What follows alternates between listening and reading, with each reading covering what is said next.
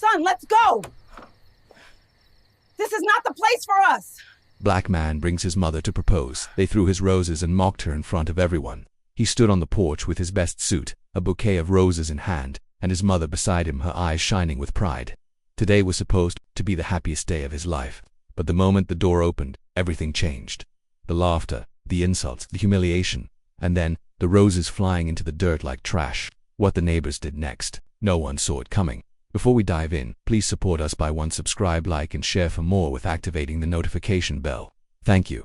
Marcus Thompson had never believed love was limited by color.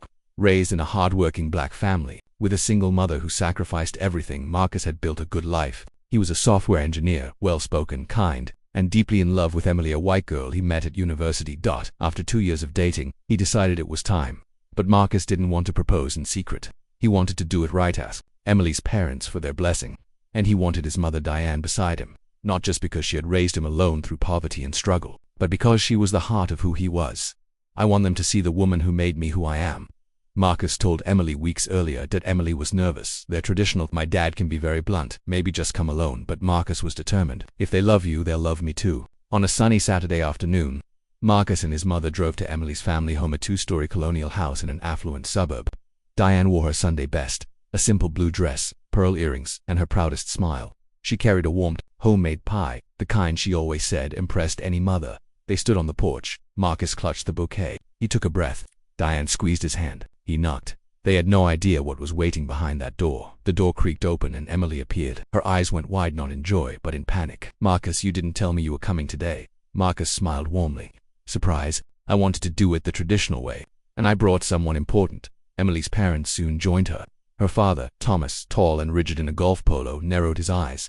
Her mother, Susan, held a wineglass and scanned Diane from head to toe with disdain. Thomas's smile was cold. You brought your mother? Yes, sir. I wanted to speak to you both. I love your daughter, and I want to do this respectfully. He held out the roses. Diane stepped forward with the pie. There was silence, then a scoff, a dry chuckle. You thought you'd come ask for my daughter's hand like this? Thomas snapped. Susan sneered. A pie? Is this some kind of joke? Diane's hand trembled. I only brought this out of respect, ma'am. Thomas looked around the neighborhood. A few neighbors were watering lawns or watching from porches. Are you trying to embarrass my family? Bringing your kind here to ask for my daughter? Thomas hissed, his voice rising. Marcus's heart pounded. Sir, I came with love, I thought. Suddenly, Susan snatched the bouquet from Marcus's hands and hurled it down the steps. Take your ghetto roses and get off our property. Diane gasped. You don't need to insult. You people always think you're welcome everywhere. Thomas spat. Well, not here. The porch light glared down on them. The world felt frozen. And from across the street, someone had seen everything. As the roses scattered in the driveway, the silence was broken not by Diane or Marcus, but by a door across the street slamming open. Mrs. Ellen Cartwright, an elderly white neighbor known for her bluntness, marched down her lawn. Behind her came Mr. Lee, a middle-aged Chinese-American professor who had lived on the street for 10 years. Soon, a few more neighbors stood on their porches. Ellen's voice boomed. What's going on over there, Thomas? Thomas stammered. It's none of your business. I heard you loud and clear from my window, she barked, mocking a young man for bringing his mother in roses. You ought to be ashamed. Marcus stood stunned. Diane's eyes welled up with tears, not from the insult, but from the unexpected support. Mr. Lee approached. Marcus, I didn't know you were Emily's boyfriend. I always see you helping your mom. You're a good man. Thomas tried to save face. They don't belong here. I won't let my daughter marry someone like that. Someone else spoke. Was young Sarah Jenkins, a white teen neighbor and classmate of Emily. She had her phone out. Everyone saw you throw the roses. I recorded the whole thing. Emily turned pale. Dad, stop. Delete that video now, Thomas yelled. But it was too late. The crowd had formed. People murmured. Some were filming. Others whispered. Just embarrassed your whole family, someone said. Diane, shaking but composed, picked up the fallen roses and whispered to Marcus. Let's go, son. But Marcus stood firm. No, Mom, they don't get the last word. And then, he spoke. Marcus stepped up, facing Emily's parents.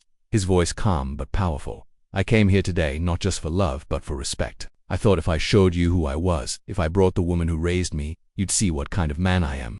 But all you saw was my skin. The crowd went quiet. I've worked hard my entire life. I've never broken the law. I've never disrespected anyone. And I love your daughter with all my heart.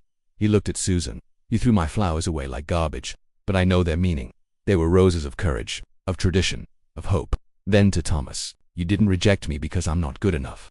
You rejected me because you're too small to see past your own fear. Emily burst into tears. Marcus, I'm so sorry. He turned to her. I loved you, but I can't marry someone who stands silent when their own family mocks mine.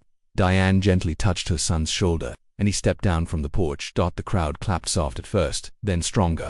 Neighbors shook their heads in disgust at Thomas and Susan. Mrs. Cartwright called out, "You did good, son.